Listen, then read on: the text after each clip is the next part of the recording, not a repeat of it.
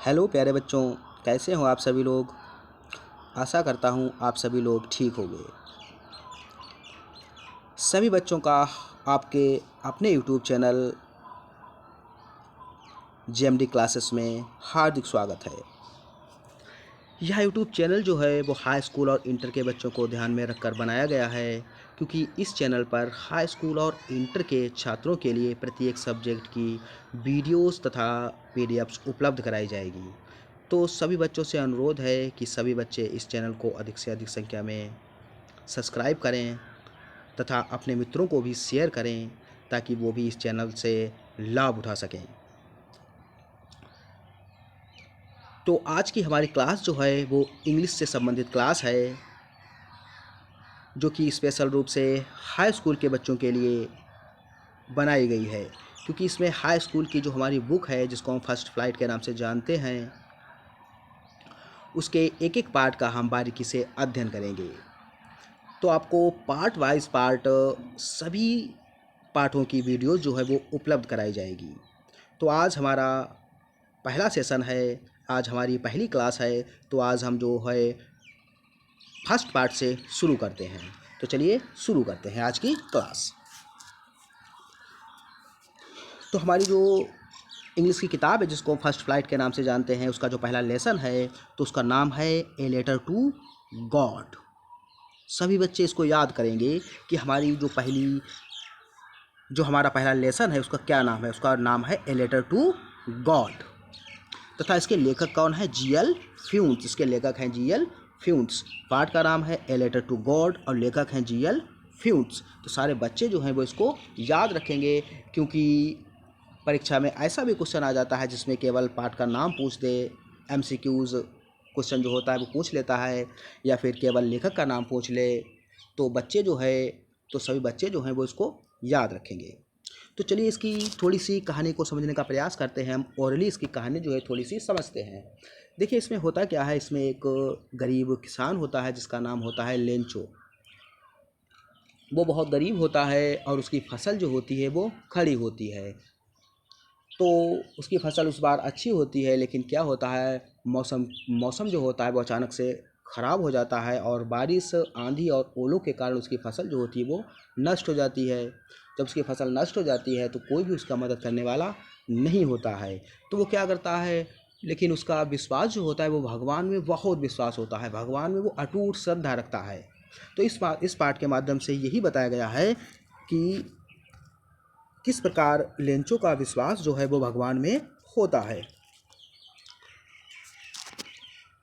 तो फिर वो एक भगवान को पत्र लिखता है। वो पोस्ट ऑफिस में जाता है,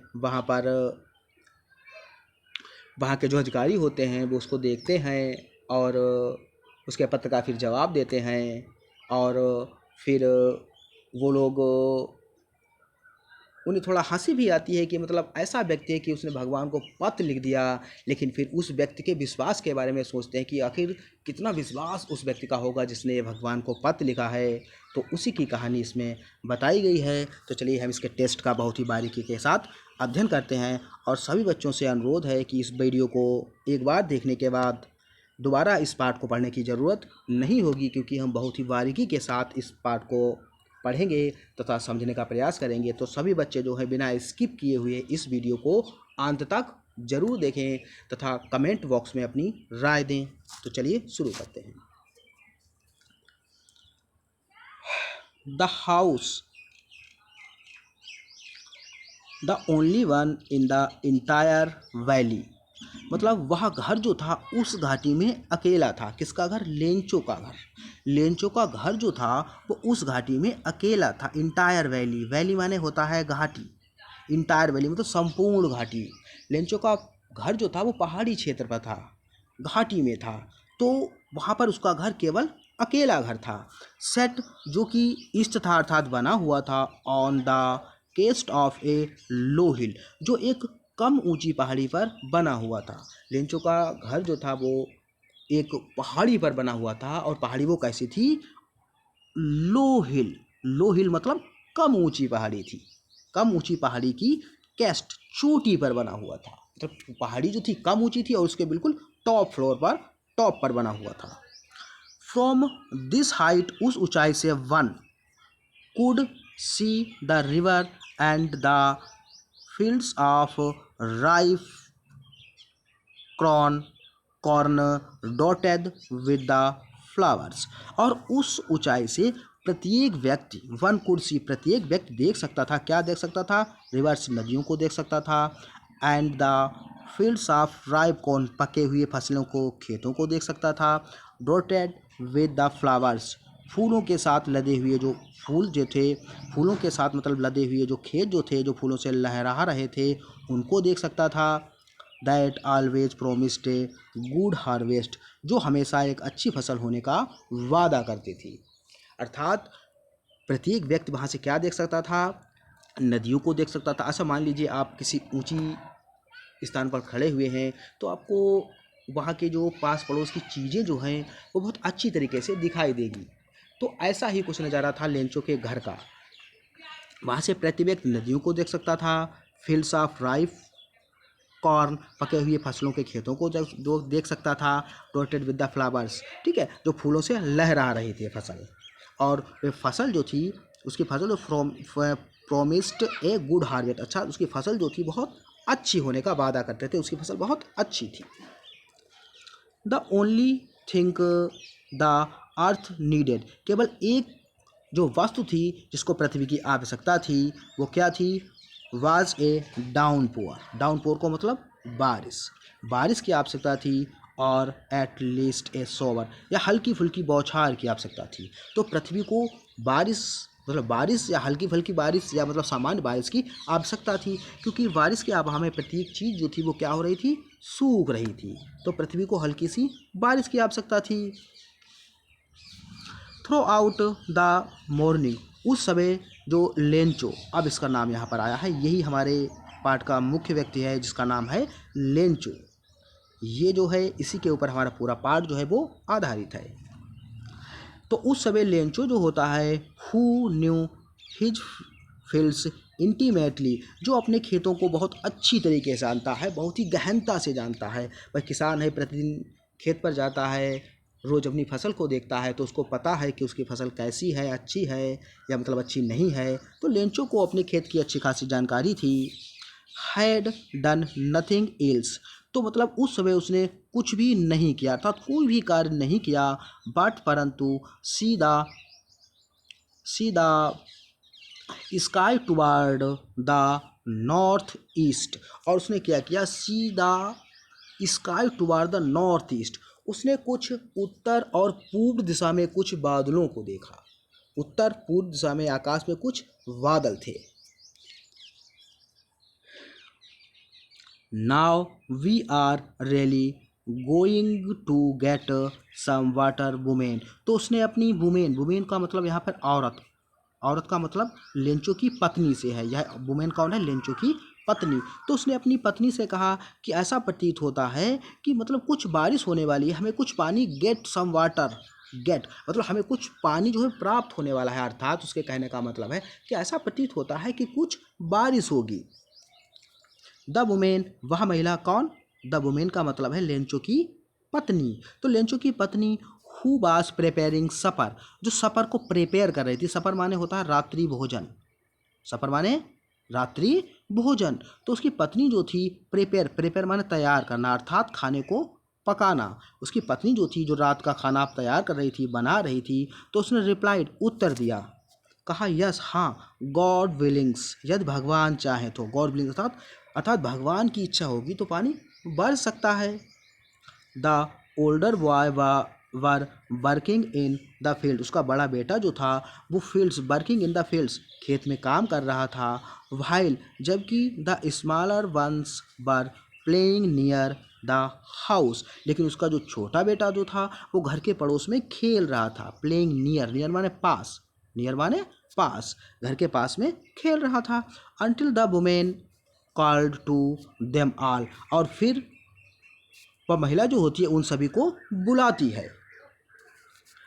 कम फॉर द डिनर, आओ डिनर कर लो। अब डिनर माने क्या होता है बच्चों, डिनर माने भी रात्रि का भोजन। यहाँ पर हमने देखा था सपर माने रात्रि का भोजन, यहाँ पर डिनर माने रात्रि का भोजन। तो बाद में वो महिला बुलाती है, कहती है सभी से, कहती है कि आओ रात्रि का भोजन कर लो। It was during the meal, meal बच्चों मील माने भी भोजन। देखो यहाँ पर भोजन अर्थात खाने की कितनी यहाँ पर स्पेलिंग जो है अंग्रेजी जो है वो दी गई है, सभी बच्चे इनको याद रखेंगे कि सपर माने भोजन, मील माने भी भोजन, सॉरी सपर माने भोजन, डिनर माने भोजन और मील माने भी भोजन।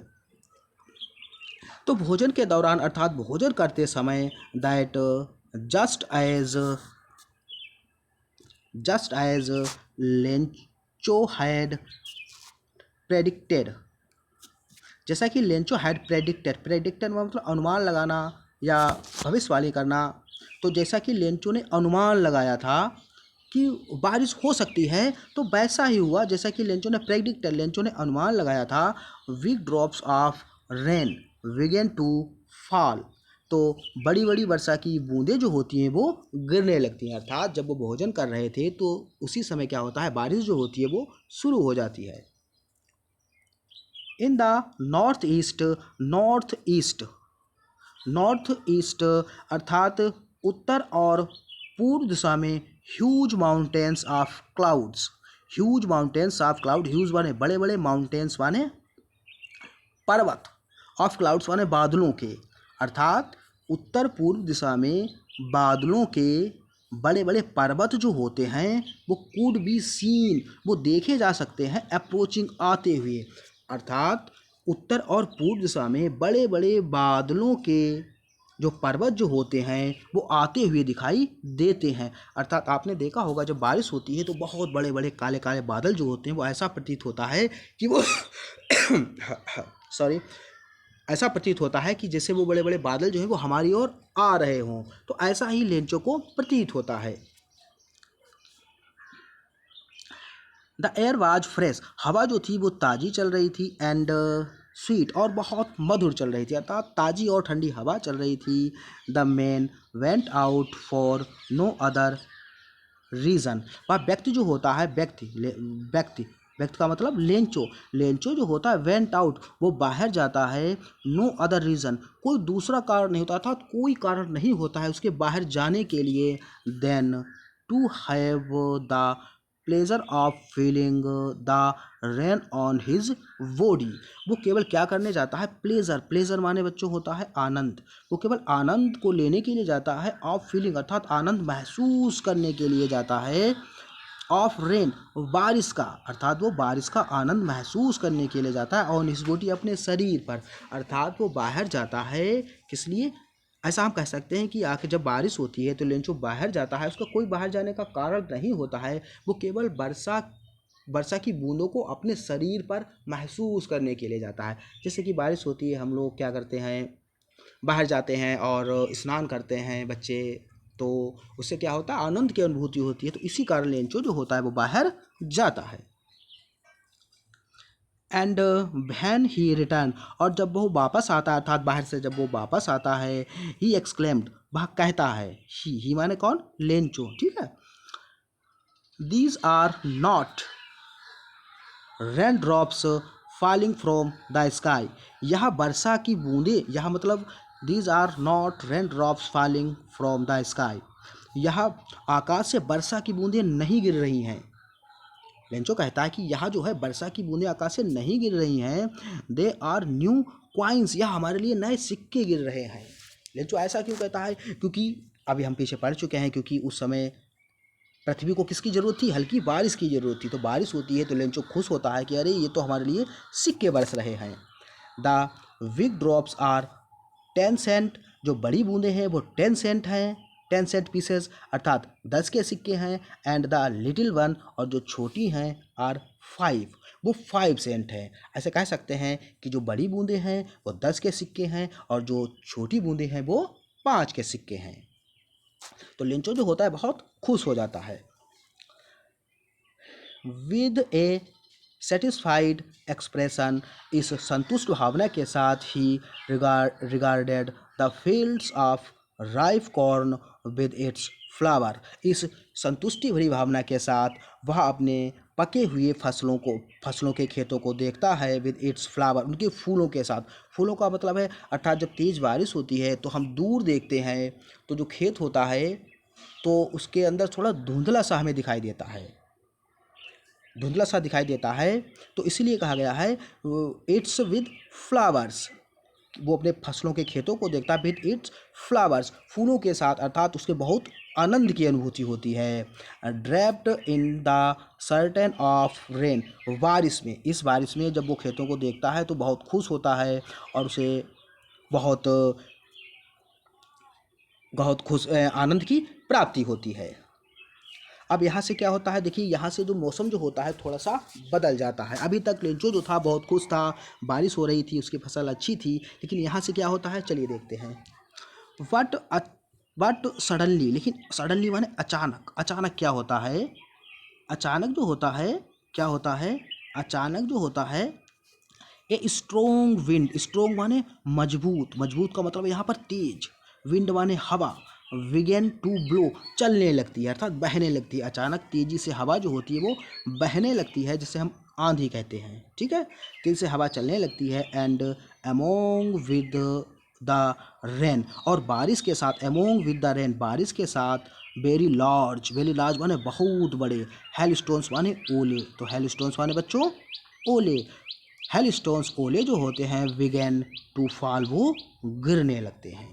तो अचानक मौसम में परिवर्तन होता है, तेज़ी से हवा चलने लगती है, began to strong wind, began मतलब तेज़ी से हवा चलने लगती है, और बारिश के साथ साथ बड़े बड़े ओले जो होते हैं वो गिरने लगते हैं। These truly did resemble new silver coins, और वे जो होते हैं उन्हें नए चांदी के सिक्के की तरह प्रतीत होते हैं।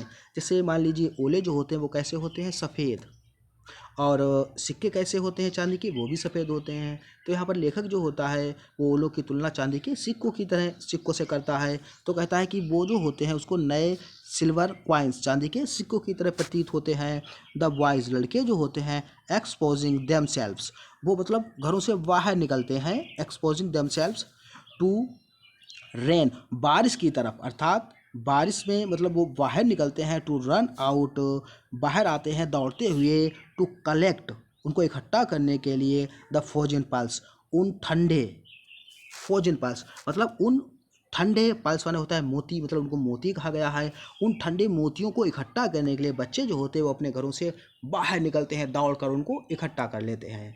आपने भी देखा होगा कि जब बारिश होती है तो बच्चे जो होते हैं छोटे छोटे वो बाहर जाते हैं, अगर ओले वगैरह गिरते हैं तो बच्चे उनको इकट्ठा करने लगते हैं। तो बच्चों के लिए यह आनंद की बात है। तो आज की वीडियो में बच्चों हम यहीं तक अध्ययन करेंगे, और इसके अगली मतलब वीडियो में अगले पार्ट में हम इसके आगे से अध्ययन करेंगे। और आशा करता हूँ कि आपको यह वीडियो पसंद आई होगी, और अगर आपको यह वीडियो पसंद आई हो तो हमारे चैनल को सब्सक्राइब करें और अधिक से अधिक अपने मित्रों में शेयर करें, और कमेंट में ज़रूर बताएं कि आपको यह वीडियो कैसी लगी है। आप चलिए मिलते हैं अगली वीडियो में, बहुत जल्द हम लोग मिलेंगे, तब तक के लिए नमस्कार।